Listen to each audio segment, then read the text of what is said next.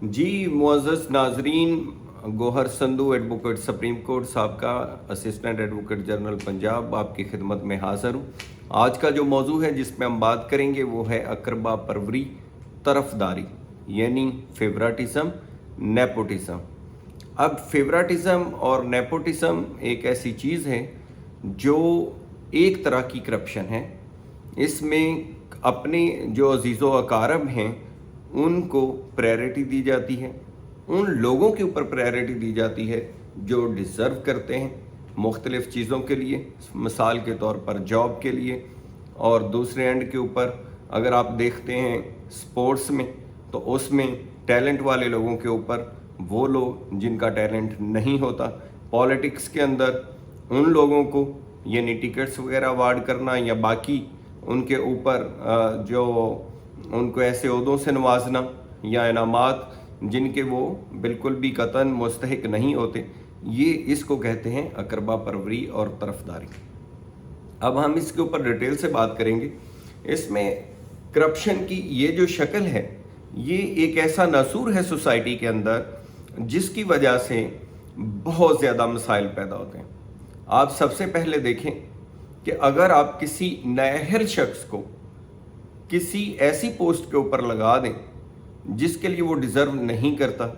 जिसके लिए उसकी काबिलियत नहीं है या जिसको वो प्रॉपर परफॉर्म नहीं कर सकता, तो इससे बड़ा जुल्म कोई नहीं हो सकता उस महकमे के साथ, उस मुल्क के साथ, उस सोसाइटी के साथ, कि वो क्योंकि वो जो बंदा डिलीवर कर ही नहीं सकता प्रॉपर, जब आपने उसको लगा दिया तो इसका मतलब ये है कि वो उस अदारे की तबाही कर देगा जिसका वो हेड होगा और उससे किसी भी अच्छाई की तवक्को नहीं की जा सकती। यहाँ हमारे मुल्क के अंदर क्या हो रहा है आप देखें। यहाँ सबसे पहले अगर पॉलिटिक्स की लेते हैं तो पॉलिटिक्स के अंदर जो बुनियादी चीज़ जहाँ से आगाज़ होता है, जो पार्लियामेंट होती है, तो पार्लियामेंट के अंदर जो हमारे लोग हैं, बासर लोग हैं, वो अपने अजीज़ो कारब को सबसे पहले पार्लियामेंट में लाने के लिए लॉबिंग करते हैं, उनके लिए टिकट्स का हसूल यकीनी बनाते हैं और फिर उनको पार्लियामेंट में पहुंचाते हैं। दूसरे एंड के ऊपर आप अगर देखें कि रिज़र्व सीट्स का मामला आ जाता है, तो जो भी सियासतदान जीतते हैं उनकी फिर सारी की सारी कोशिश ये होती है कि जो रिज़र्व सीट्स हैं उनके ऊपर भी जो ख़वातीन हैं या मिनॉरिटी के लोग हैं, तो वो उनके तलक के लोग या उनके फैमिली के लोग जो हैं उनको पार्लियामेंट में लाया जाए, जो उनके कहने के मुताबिक चीज़ों को आगे बढ़ाएं, ना कि इस चीज़ के ऊपर कि जो पॉलिटिकल वर्कर हैं या जिन्होंने काम किया है या जिनकी जो डिज़र्व करते हैं लोग, जो मिनॉरिटी के अंदर या ख़वातीन के अंदर जिन्होंने मेरिट के ऊपर वर्क किया होता है, तो उनको इग्नोर कर दिया जाता है। दूसरे अगर हम लेते हैं अपॉइंटमेंट्स के ऊपर, तो अपॉइंटमेंट्स के अंदर हमारे जैसे मुल्क के अंदर जहां बेशुमार बेरोज़गारी है, वहां अपॉइंटमेंट्स अगर मेरिट के ऊपर नहीं होती तो लोगों का एहसास महरूमी और बढ़ जाता है। मैं आपको जैसे बताया कि बतौर वकील हम देखते हैं कि हाई कोर्ट, सुप्रीम कोर्ट के अंदर तकरीबन अपॉइंटमेंट्स के हवाले से 70% जो केसेस हैं वो डिस्क्रिमिनेशन के ऊपर होते हैं। डिस्क्रिमिनेशन से मुराद ये है कि जो अहल लोग हैं, जो कंपटीशन के अंदर आने वाले लोग हैं, उनको पीछे छोड़ दिया जाता है और कम अहल लोगों को आगे ले आया जाता है और उनको प्रमोशंस दे दी जाती हैं और जॉब्स की अपॉइंटमेंट्स के वक्त भी अपने तलक वाले लोगों को प्रमोट किया जाता है और उनको फैसिलिटेट किया जाता है। तो बहुत सारी लिटिगेशन अदालतों के अंदर सिर्फ डिस्क्रिमिनेशन की वजह से है।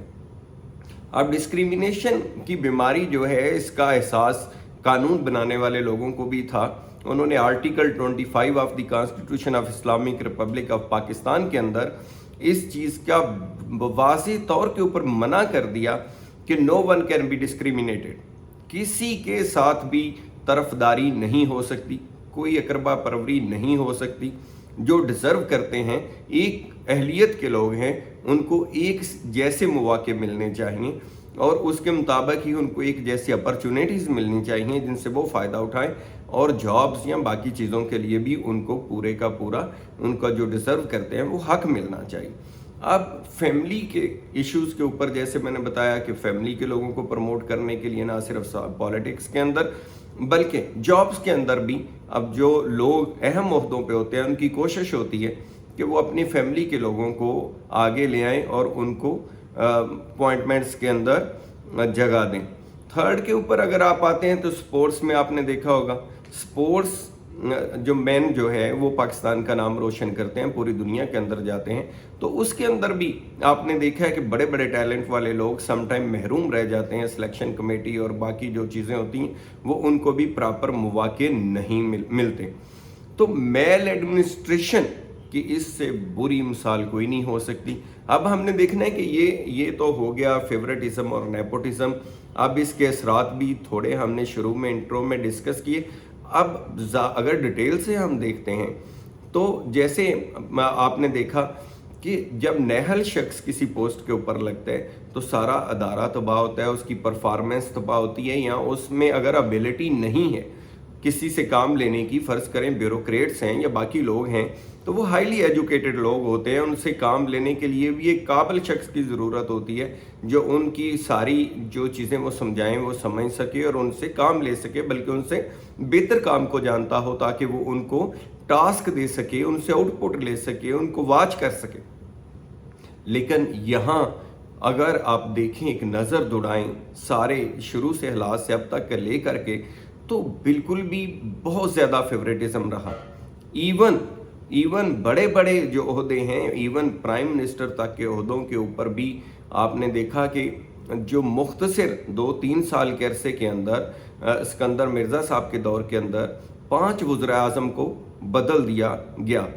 और एक के बाद दूसरा, जैसे मोहम्मद अली बोगरा के बाद मोहम्मद अली, और इसी तरह से 5 लोगों को बदल दिया गया। तो चीज़ ये है कि ये जो चीज़ है मुआशरे के लिए नासूर है। अब देखना यह है कि फेवरेटिज्म को ख़त्म कैसे किया जा सकता है, ये नेपोटिज्म को कैसे कंट्रोल किया जा सकता है। तो उसके लिए ये चीज़ है कि जैसे मैंने बताया, बहुत सारे लोग तो अदालतों के अंदर आते हैं। एक हाल तो ये है कि आप अपने राइट्स के लिए खड़े हों, कोर्ट्स के अंदर जाएं। दूसरा ये है कि अपनी आवाज़ को बुलंद करें, जैसे आज हम कर रहे हैं इस इशू के ऊपर कि भाई ये जो कल्चर पैदा हो गया पाकिस्तान के अंदर, इसके लिए आवाम को तमाम अच्छे तरीक़ों के ऊपर, तमाम अच्छे अंदाज के साथ इस चीज़ को हाईलाइट करना चाहिए और अपने राइट्स के लिए एजिटेट करना चाहिए। और किसी तरह से भी, क्योंकि ये सिर्फ ये नहीं है कि उन लोगों का राइट है, वो लोग जब डिज़र्विंग पीपल डिज़र्विंग सही पोस्टों के ऊपर लगेंगे तो वो पाकिस्तान की तकदीर बदल देंगे, क्योंकि वो काम को समझते हो, उनके अंदर अहलियत होगी, उनके अंदर काबिलियत होगी कि वो दूसरे लोगों से काम ले सकें। तो ऐसी सिचुएशन के अंदर जो हम रोज़ बरोज़ पस्ती की तरफ जा रहे हैं, हमारे अदारे जो हैं तबाही की तरफ जा रहे हैं, उसकी एक बड़ी वजह वो लोग हैं जो कम अहल हैं और बहुत काबिलियत वाले लोग जो हैं उनको आउट ऑफ ग्राउंड या आउट ऑफ कोर्स या आउट ऑफ कंटेक्ट कर दिया जाता है कि वो अपना रोल प्ले नहीं कर सकते। और इस तरह जो होना चाहिए, यानी कि वो अपना रोल प्ले करें, वो नहीं हो रहा। तो ऐसी सारी सिचुएशन में आज का जो मौजू था वो इस सोशल बुराई को आप सबके सामने लेके आना था, ताकि ना सिर्फ ये कि सियासत के अंदर हमारे जो सियासतदान हैं वो इस बात का सबसे पहले ख्याल करें कि भाई जो डिज़र्विंग लोग हैं, जो काबिल लोग हैं, जो मुल्क के लिए मुफीद लोग हैं, उनको आगे लेकर के आएँ। और दूसरे एंड के ऊपर स्पोर्ट्स में भी ऐसा ही, जो बहुत टैलेंट वाले लोग हैं उनको इग्नोर ना किया जाए। थर्डली ये है कि अपने फैमिली मेम्बर्स को सिर्फ फैमिली मेम्बर होने के नाते प्रमोट नहीं करना चाहिए कि वो पॉलिटिक्स के अंदर भी उनको प्रमोट करें या जॉब्स के अंदर भी प्रमोट करें या बाकी जगहों के ऊपर भी उनको आगे लेके आएँ, तो ये कतई नहीं होना चाहिए। थर्डली राइट्स के बारे में भी, जो किसी का राइट बनता है फैमिली के मामले में भी, बाकी चीज़ों के मामले में भी, शेयर के मामले में भी, वो भी सबको इक्वल शेयरिंग के ज़रिए सबके साथ इंसाफ करना चाहिए। अपनी इवन औलादों में भी आपको, औलाद के मामले में भी प्रॉपर हर बंदे के साथ इंसाफ करना चाहिए और बेइंसाफ़ी से बचना चाहिए। आज के इस मौजू के साथ जो हमने आपके सामने रखा, मैं उम्मीद करता हूँ कि कुछ कहीं ना कहीं लोग इसके बारे में जो ज़िम्मेदारान हैं या हम बतौर सोसाइटी اس کا کہیں نہ کہیں ادراک کریں گے اور اس بات کا لحاظ رکھیں گے کہ یہ ناسور اور کرپشن کی اس شکل کو ہم نے ڈسکریج کرنا ہے اور اس سے چھٹکارا حاصل کرنا ہے۔ Thank you so much.